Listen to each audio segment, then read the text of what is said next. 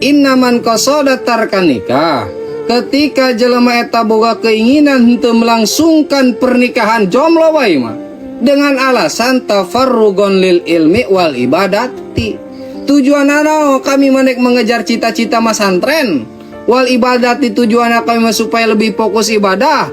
Wa innahu la ba'sa alaihi fitarkihi, maka jelema tersebut hajan tage henteu ngalangsungkeun akad pernikahan nya teu naon. Wala junaha bahkan teu dos. Bahkan para ulama salaf ge loba eta nu teu kawin. Teu kawin ta ulama salaf loba nu nanya Allah tatazawaj kunaon cenah kiai teu daek kawin. Faqala dijawab tak ulama salaf faqad azaztu an taqwimin nafsi. Dak ngurus awak sorangan bae ge aing mah terbah hudang berang keneh jeung ngaroko jeung sorangan ge eueuh afa adomu ilaihan nafsan saniatan atuh komo teuing kudu ngurusan anak batur.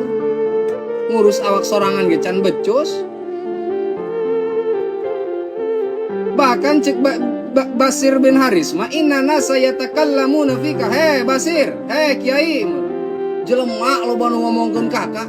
Ngomongkeun naon dak? Yaquluna innaka tarikun lisunah. Atuh babasan cenah kiai ieu ninggalkeun kasunahan nya tah ngalangsungkeun akad pernikahan. Yuriduna tajwid.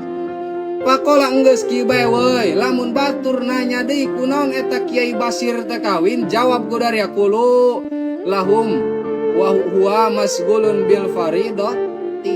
Bejakeun aing mah lebih sibuk ngalakukeun hal anu diwajibkeun daripada anu disunah